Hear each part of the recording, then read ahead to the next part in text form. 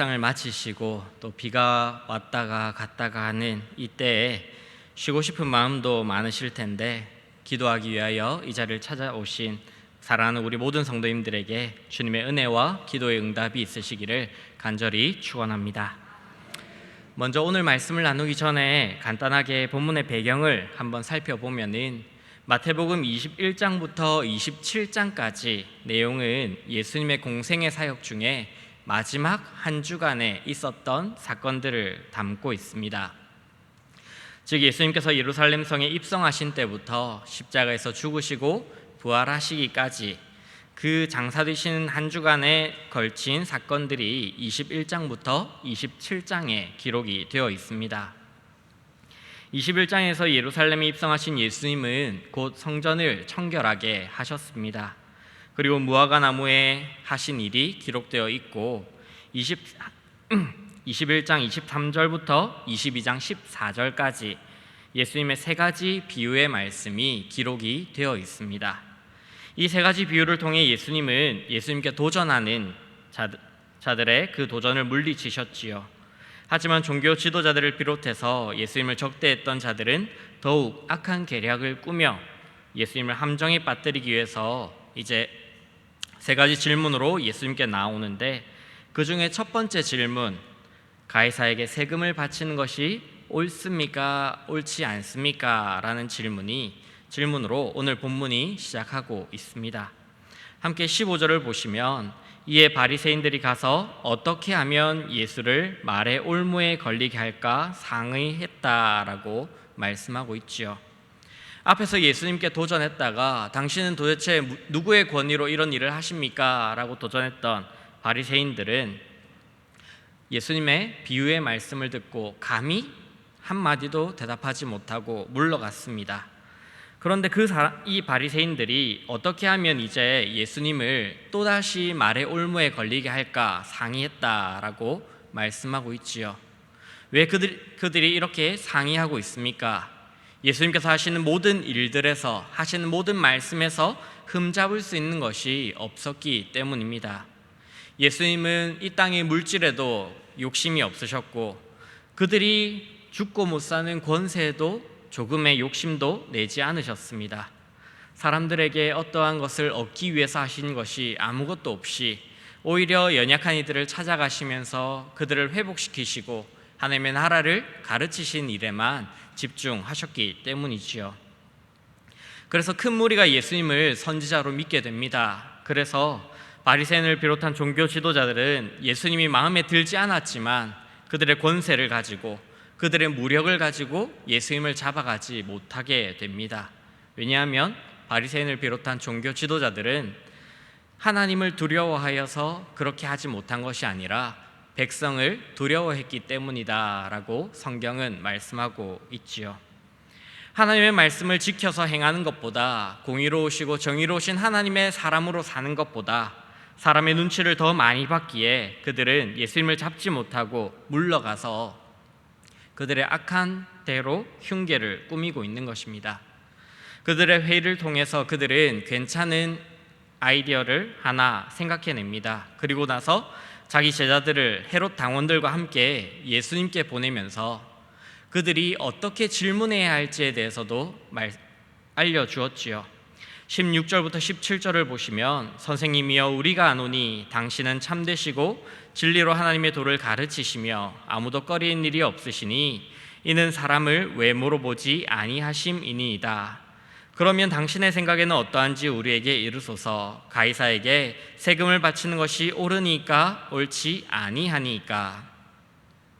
바리새인의 제자들은 헤롯 당원들과 함께 그들로서는 결론을 낼 수 없었던 가이사에게 세금을 바치는 문제에 대해서 예수님의 생각을 구하러 온 것처럼 말을 하고 있습니다.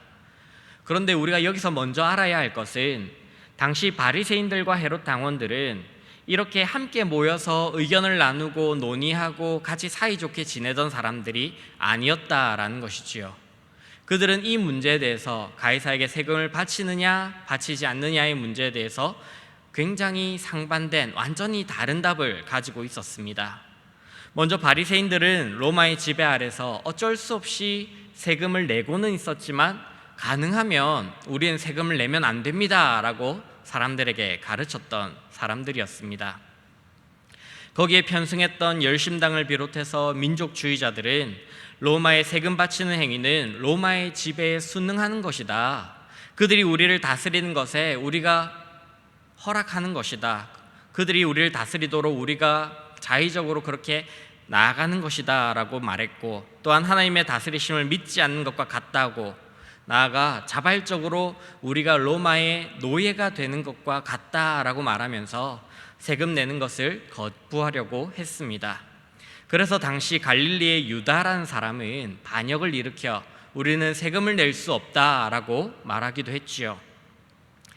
거기에 더 큰 문제는 가이사에게 세금 바치는 것이 마치 우상 숭배에 동참하는 것으로 여겨질 수 있었다라는 것입니다. 예수님께서 성전을 청결하게 하실 때 거기에는 그 짐승을 매매한 자 외에도 환전하는 자들이 있었다라는 것을 우리는 알고 있지요. 당시 종교 지도자들은 로마의 화폐를 가지고는 성전에 헌금을 할 수 없다, 거룩한 돈을 가지고 헌금해야 된다라고 말하면서 성전에서 환전하는 일을 하게 했습니다. 환전소를 차려놓고 백성들에게 환전하여 헌금할 것을 종용했지요. 마찬가지로 로마의 세금을 내기 위해서 로마 화폐를 사용해야 하는데, 이 화폐에는 본문 21절에 말씀하는 것처럼 가이사의 형상과 그 글이 새겨져 있었습니다. 우리나라 화폐에도 옛날에 이런 존경받을 만한 훌륭한 분들의 초상이 그려져 있지 않습니까? 그러니 가이사의 얼굴이 좀 그려져 있다 한들 그것이 무엇이 문제가 되겠느냐 할 수 있지요. 물론 그 형상이 그려져 있는 것 자체만으로는 무언가 잘못된 것이 없다라고도 할 수 있습니다. 하지만 거기에 그 형상과 함께 새겨져 있었던 글이 문제가 되었는데, 거기에는 신의 아들 티베리우스 황제, 그는 이 로마 황제는 신의 아들이다 라고 기록을 해놓고, 또한 신의 대리자이자 대제사장인 이 로마 황제가 주는 평화라는 글이 새겨져 있었습니다. 이것은 용납하기가 어려운 말이었지요. 왜 그렇습니까? 로마의 세금을 내기 위해서 이 화폐를 사용한다라는 것은 당시에 신의 아들이자 대제사장이 우리에게 주는 평화, 이 로마의 평화를 내가 이 로마 황제에게서 산다, 신의 아들에게서 내가 이것을 구입한다라는 의미가 있었기 때문입니다. 그러나 반대로 세금을 내는 것이 옳다라고 주장하는 무리도 있었는데, 그 중심에는 헤롯 당원들이 있었습니다. 그들은 비록 지금은 로마의 지배 아래 있지만 이 헤롯 왕가를 잘 지켜서 하나님께서 우리에게 구원을 주시겠다고 하신 메시아가 이 헤롯 왕가에서 태어날 것이다라고 보고, 이 헤롯 왕가를 잘 지켜 언젠가 민족의 해방, 로마로부터 해방될 것을 기대하는 사람들이었습니다. 그래서 왕가를 유지하기 위해서 지금은 로마의 지배에 순응해야 된다, 그들의 말을 잘 들어야 된다, 그들의 정책을 잘 따라 주어야 한다라고 말했지요. 그들은 혹시 로마의 심기를 거슬러서 그 로마가 황제가 기분이 나빠져서 로마 군대를 파병해서 우리를 다 점령하면 어떻게 하느냐, 우린 이 헤롯 왕가라도 잘 지켜야 된다라고 말하며 로마의 통치에 앞장서서 따랐던, 그래서 세금을 잘 내자라고 말했던 사람들이었지요. 즉 이 두 무리는 예수님께 와서 질문하고 있는 두 집단은 평소에는 섞일 수 없었던, 절대로 한편이 될 수 없었던 사람들이었습니다. 그런데 이 한편이 될 수 없었던 사람들은, 바리새인을 비롯한 헤롯 당원들은 각자의 자리에서 예수님을 공격하다가 힘을 합치게 되는데, 왜 그랬냐면 자신들의 위선과 죄를 지적하시고 자신들이 관심 있는 재물과 명예와 권세를 예수님은 아무것도 아닌 것처럼 말씀하시면서 그들을 따르던 백성들이 다 예수님을 따라가기 시작했기 때문에 이 사람들이 위협을 받기 시작했고, 자기들이 받던 헌금과 자기들이 받던 권세와 자기들의 것을 잃어버릴까 두려워하여 예수님을 함정에 빠뜨리기 위하여서 모였던 것입니다. 그래서 그들의 제자들, 젊고 유능하고 학식 있는 자들을 예수님께 보냅니다. 그래서 예수님께 이 젊은 사람들이 와서 당신은 참되신 분이십니다. 당신은 진리로 하나님의 나라를 가르치신 분입니다. 라고 한껏 띄워주기 시작하지요. 그런 후에 교묘하게 예수님이 말의 올무에 걸리도록 함정을 파서 질문을 하고 있는 것입니다. 이 질문이 왜 이렇게 치밀하고 교묘한 함정이 되는 것입니까? 세금을 바치라 하시면 민족의 배신자가 됩니다. 또한 나아가서 우상을 숭배하는데 앞장선다라고 몰아갈 수도 있는 문제이지요. 그리고 만약에 세금을 바치지 말라고 하신다면 이 로마 정부의 정책에 반대하는 무정부주의자, 무리를 미혹하는 자로 몰아서 로마 정부의 재판에 넘기려는 계략이었던 것입니다. 자신들도 결론을 내지 못한 문제에 예수님께서 정답을 낼 수 없다고 여겼지요. 그리고 어느 쪽 편을 들어주시든 예수님을 잡아 죽이려는 악한 의도를 품고 그들은 예수님의 대답을 기다리고 있었습니다. 여기서 좀 아이러니한 모습이 보이는데, 예수님께 질문한 바리새인의 제자들과 헤롯 당원들은 예수님을 향해서 당신은 참되신 분입니다. 진리로 하나님의 나라를 가르치시는 분입니다. 사람을 외모로 취하지 않는 분입니다. 라고 말했지요. 그러나 진정 그들은 그렇게 예수님을 믿지 않았고 예수님을 이해하고 있지 않았기 때문에, 신뢰하고 있지 않았기 때문에 그들의 마음은 악함으로 예수님을 어떻게든 잡아 죽이려는 악한 계략으로 가득 차 있었던 것입니다.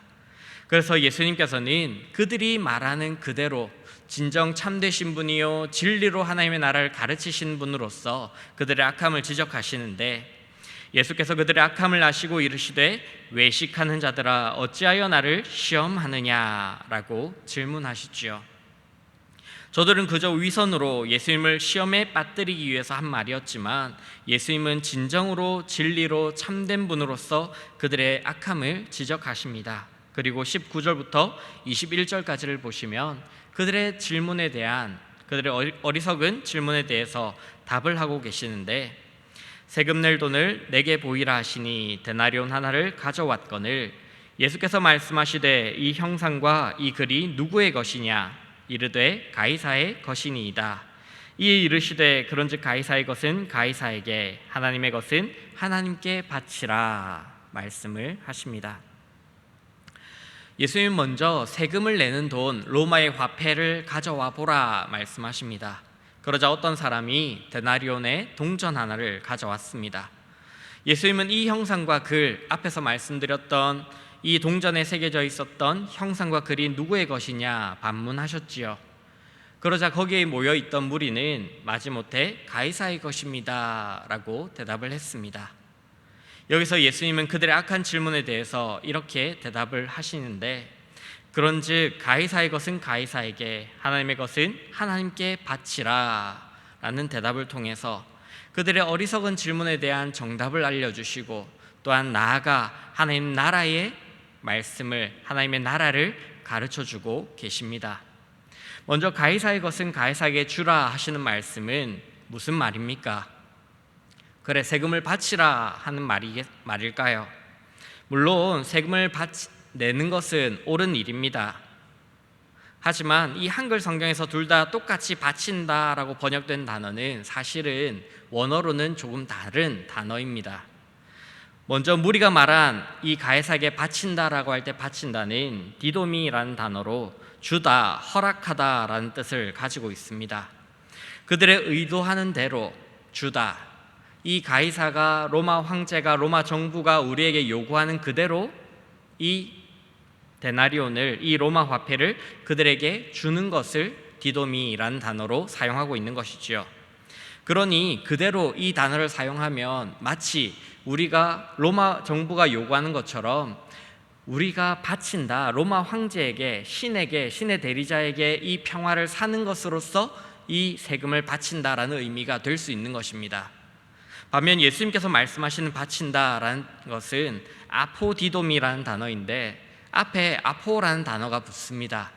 이것이 무슨 뜻으로 변하느냐 하면 빚을 갚다, 주인에게 돌려주다라는 뜻을 가지고 있습니다.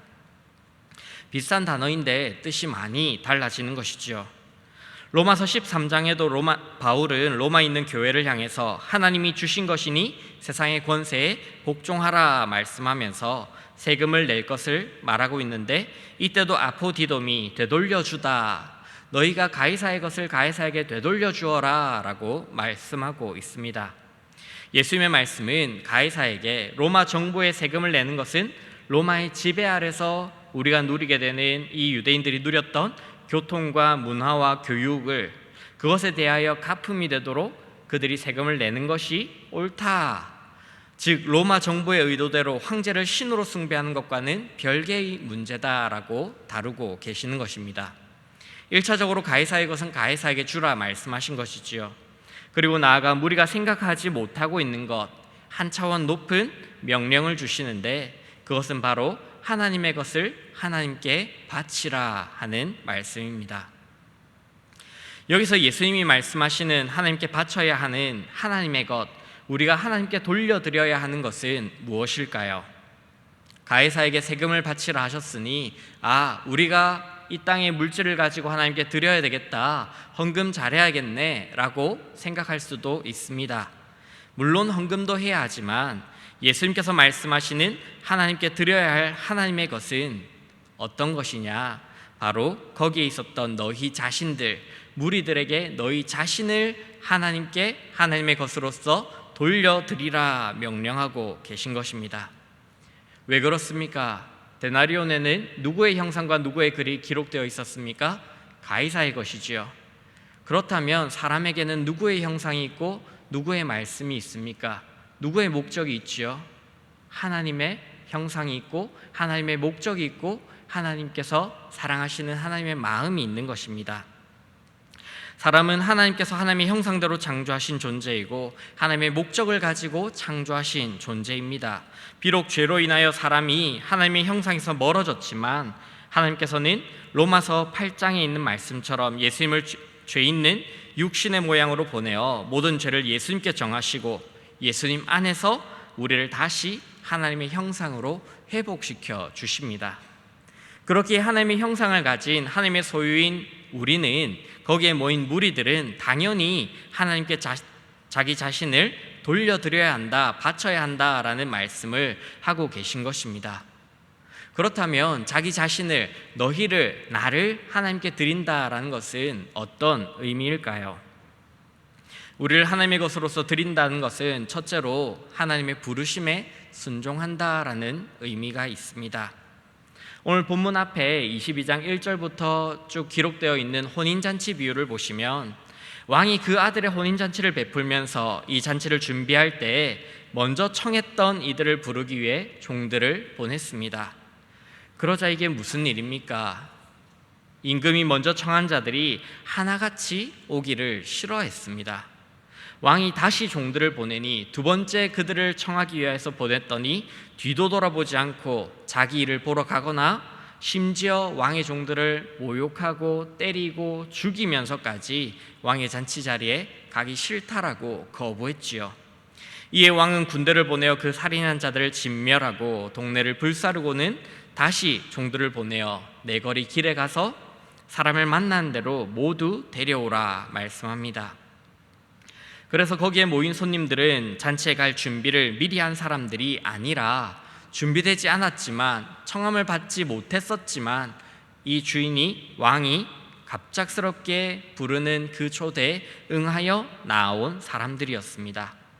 왕의 초대에 순종하여 나왔을 때 왕의 잔치에 손님들이 가득하게 되었다라고 말씀하는데, 이 상황 가운데서 먼저 청하였던 자들과 나중에 청함을 받은 자들을 생각해 볼 때 누가 왕의 백성으로서 왕의 부르심, 왕의 말씀에 순종한 사람들입니까? 누가 하나님의 것으로서 자신을 하나님께 드린 사람들입니까? 두 번째, 길에 있다가, 다른 데 있다가 뜻밖의 청함을 받고 나온 사람들입니다. 그들 가운데는 악한 자들도 있었다, 선인도 있었고 악한 자도 있었다라고 말씀하고 있지요. 이 말씀을 볼 때 우리는 무엇을 볼 수 있습니까? 우리도 하나님의 부르심에 순종하여 나와야 한다라는 것을 보여주고 있습니다. 하나님께서 부르실 때 순종하여 하나님께 나를 드려야 합니다.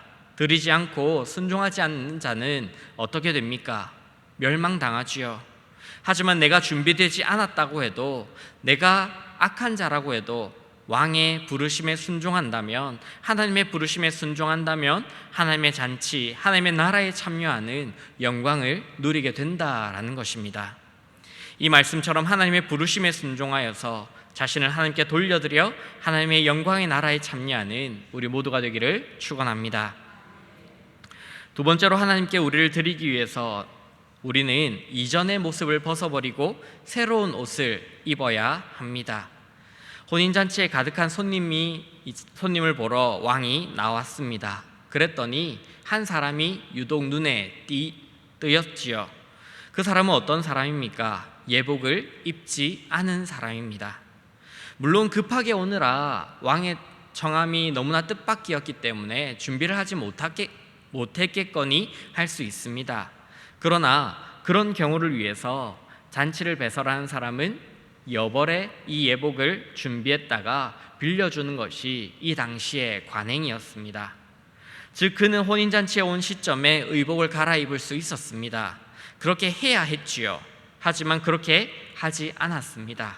이것은 무엇을 보여주는 것입니까? 그는 잔치에는 와 있지만 조금 전까지 잔치에 청함받지 못한 모습 그대로 왕의 잔치에 합당하지 않은 모습으로 서 있다라는 것입니다.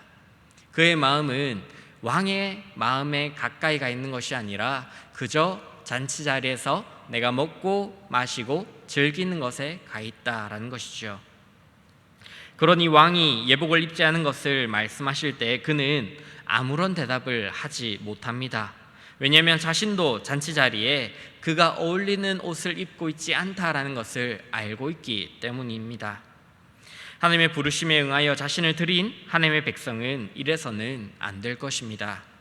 이전의 모습을 가지고, 이전의 욕심과 내 생각과 내 기준을 가지고 하나님의 나라와 어울리지 않는 것들을 가지고 나를 하나님께 드릴 수는 없는 것입니다. 그래서 바울은 에베소서 4장 22절에서 이렇게 말씀하는데, 너희는 유혹의 욕심을 따라 썩어져가는 구습을 따르는 옛 사람을 벗어버리고 오직 너희의 심령이 새롭게 되어 하나님을 따라 의와 진리의 거룩함으로 지으심을 받은 새 사람을 입으라. 우리는 옛 사람을 벗어버려야 합니다. 하나님의 나라에, 하나님의 몸된 공동체에, 교회 안에 어울리지 않는 모습이 있다면 그것을 벗어버려야 하는 것입니다. 이제 우리는 그리스도와 함께 십자가에 못 박힌 자로 나의 옛 사람이, 나의 못난 자아가 살아 숨쉬도록 하는 것이 아니라 나를 사랑하사 나를 위하여 자기 자신을 버리신 하나님의 아들을 믿는 믿음 안에 하나님의 백성다운 모습으로 살아가야 하는 것입니다. 이런 모습은 어떤 모습입니까? 오늘 본문의 마지막 절을 보면은 이 바리새인의 제자들과 헤롯 당원들이 이 말씀을 듣고, 예수님의 말씀을 듣고 놀랍게 여겨 예수를 떠나갔다라고 말씀하고 있습니다. 그들은 예수님께 먼저 청함을 받은 사람들이었지만, 하나님의 청함을 먼저 받은, 하나님 나라에 올 것을 약속받은 백성이었지만 그들은 그것을 거부했지요. 뿐만 아니라 예수님을 향해서 참되시다, 거룩하시다, 진리로 하나님의 나라를 가르치신다 말했지만 그들은 실제로 어땠습니까? 예수님 앞에, 하나님 앞에 어울리지 않는 사람들이었습니다. 왜냐하면 그들의 안에는 악이 가득했고 하나님의 말씀을 따르고자 하는 마음보다 자신들의 명예를 지키고자 하는 마음이, 자신들의 인기를 지키고자 하는 마음이 더 컸기 때문입니다. 그들은 예수님의 말씀을 듣고 놀랍게 여겼습니다. 감탄했지요. 그들의 선생들조차 이러한 지혜로운 답을 한 적이 없었기 때문에 그들은 놀랍게 여겼습니다. 그러나 그들은 다시금 자신들의 자리, 바리새인의 제자 헤롯 당원의 자리로 돌아가 버렸습니다. 왜냐하면 바리새인이 되면 누리는 것들, 헤롯 당원으로서 가진 기득권을 포기할 수 없었기 때문입니다. 그래서 그들은 하나님을 믿는다고 말하면서 예수님을 참되신 분이라 말하면서도 오히려 하나님의 말씀과 그 질서를 따르지 않고 위선적인 모습으로 살아가고 있었던 것입니다. 본문 이후에 두 가지 질문이 더 기록되어 있는데, 성경의 말씀대로 부활을 믿지 않았던 사두개인이 부활에 대해서 질문합니다. 바리새인 중에 한 율법사도 예수님을 시험하기 위하여 가장 큰 계명이 무엇입니까? 라고 질문하며 나옵니다. 그런데 그들이 예수님의 대답을 듣고 한마디도 대답하지 못하고 돌아갑니다. 왜 그렇습니까? 그들은 지식적으로는 자신들의 생각대로 어떠한 규칙을 정했습니다. 어떠한 공식을 성립했습니다. 그런데 그렇게 사람들을 가르치고 그렇게 자신들이 믿어왔는데 사실은 그것이 틀렸다라는 것을 하나님 앞에서, 하나님의 말씀 앞에서 깨닫게 되었기 때문입니다. 그런 그들을 향해서 예수님은 마태복음 23장에서 그런 위선적인 외식하는 자들을 향하여 이렇게 꾸짖으시지요. 박하와 회양과 근처의 11조는 드리며 모세의 자리에 앉아 백성을 가르치고 있지만 율법에 더 중한 바 정의와 긍휼과 믿음은 버린 자들이다. 하나님 앞에 나아갈 때 하나님의 부르심을 거부해 놓고 하나님 앞에 어울리지 않는 의복을 입고 아무리 좋은 말을 한다 한들, 아무리 세상에서 권세를 가진다 한들 그것은 헛것이 되고 마는 것입니다. 하지만 하나님께 자신을 드린 사람이 있었습니다. 정말 모든 사람들이 무시하고 천하게 여기고 세상 가운데서 도저히 저 사람은 상종할 가치가 없는 사람이야 라고 여겼지만 자신의 인생을 하나님께 드림으로 하나님께 서원하고 하나님의 말씀 앞으로 나아온 사람이, 하나님께 어울리는 사람이 되기 위하여 자신의 모든 것을 드렸던 한 사람이 있었습니다. 그가 누구입니까? 삭개오입니다. 예수님이 그를 찾아오셔서 부르십니다. 예수님을 자신의 집에 모시고 식사하며 말씀을 듣습니다. 얼마나 부담스러웠겠습니까? 모든 사람이 죄인이라고 정죄하는 자신이 예수님을 자기의 집으로 모셨을 때 얼마나 부담스럽고 불편했겠습니까? 하지만 그는 예수님의 부르심에 응답하여서 순종하여서 자신의 집에서 식사를 제공합니다. 그리고 예수님의 말씀을 들었지요. 그랬더니 그가 변화됩니다. 어떻게 변화됩니까? 이전에 돈이 전부인 줄 알았던 자신의 삶을 버리고 예수님을 만난 그는 자신의 재산의 절반을 가난한 자들에게 주겠다라고 서원합니다. 그리고 혹시 내가 남의 것을 속여 빼앗은 것이 있다면 4배로 갚겠습니다 라고 서원하지요. 말 그대로 내 모든 재산을 다 포기하겠습니다 라고 말하는 것입니다. 이 땅을 살아가기 위해 분명히 재물이 필요합니다.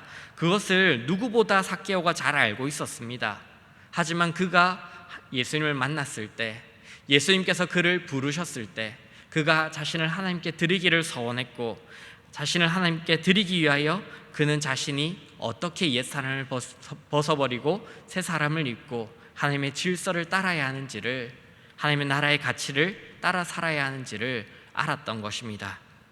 그래서 그는 자신의 옛 기준과 가치, 욕심을 다 버리고 하나님의 질서를 따라 하나님께 온전히 자신을 바쳐드렸습니다. 이 말씀이 초대교회처럼 우리의 전 재산을 다 하나님께 바칩시다 라고 하는 것이 아닙니다. 우리 자녀들이 다 신학교 가야 한다라는 것도 아니고 선교하자라는 것도 아닙니다. 우리에게 주어진 환경과 상황 가운데서 하나님의 나라의 백성으로서 눈에 보이지 않지만 어디에 있든지 나를 하나님께 드린 하나님의 백성다운 모습으로 하나님의 질서를 따라 살아가야 합니다라는 말씀입니다. 우리의 가정에 하나님의 질서가 회복되고 우리의 사업장과 우리의 발길이 닿는 모든 곳에 맡겨진 모든 것을 하나님의 말씀을 따라 다스리고 경영하고 순종하는 모습이 나타나야 합니다. 이것이 하나님의 형상대로 창조된 사람이 하나님의 것을 하나님께 돌려드리는, 하나님께 바치는 아름다운 하나님과 하나님의 백성 사이의 관계이지요. 우리와 우리의 다음 세대의 모습이 이러하기를 간절히 소원합니다. 성적이 떨어질까? 취업이 안 될까? 승진이 안 될까? 혹은 또 SNS나 다른 것을 통해서 보게 되는 행복해 보이는 남들보다 내가 혹 못한 삶을 사는 것은 아닌가 부담스러울 수 있습니다. 내가 다른 것들을 다 포기하고 주님을 따른다는 것이, 주님께 다시 한번 주권을, 하나님의 권리를 넘겨드린다는 것이 너무나도 부담스럽고 불편할 수 있습니다. 그러나 이 땅의 문제를 내 생각과 세상의 가치와 기준을 따라 다투고 논쟁하는 것은 너무나 스트레스를 받고 답도 없고 어려운 일입니다. 그렇게 화내고 스트레스 받고 전전긍긍하는 삶보다는 하나님께 하나님의 것을 맡겨드리고 하나님께서 책임져 주시는 인생을 사는 것이 훨씬 더 행복하다라는 것을 예수님은 말씀하고 계신 것입니다. 하나님께 맡김으로 모든 것이 다 합력하여 선을 이루는 아름다운 공동체, 이 놀라운 은혜를 누리는 내 삶의 저 부분은 상처일 뿐이라 여겼는데 그것마저 하나님의 영광이 되고 그것마저 다른 성도의 아픔을 감싸주고 위로하고 힘이 되는 놀라운 은혜가 하나님께 드림에 있습니다. 우리 주님의 십자가, 저주받은 그 형틀, 그것은 그 당시에 있었던 사람들에게는 미련한 것이고 거리끼는 것이었습니다. 하지만 그것이 예수님 안에서 우리에게 가장 큰 은혜가 되지 않았습니까? 마찬가지로 우리에게 있는 모든 것을 하나님께 드릴 때 우리에게 있어서 가치 없게 여겨지고 못나게 여겨지고 사람들이 그것 가지고 무엇 할 수 있겠느냐 여겨졌던 그 작은 것이 하나님의 은혜로서 모든 사람들에게 놀라운 축복이 되고 놀라운 은혜를 끼치게 되고 하나님의 나라를 이루어가는 아름다운 씨앗이 될 것입니다. 이 시대 누구도 맛보지 못하는 하나님의 은혜와 평강을 하나님께 드림으로 누리시는 우리 모두가 되기를 주님의 이름으로 축원합니다.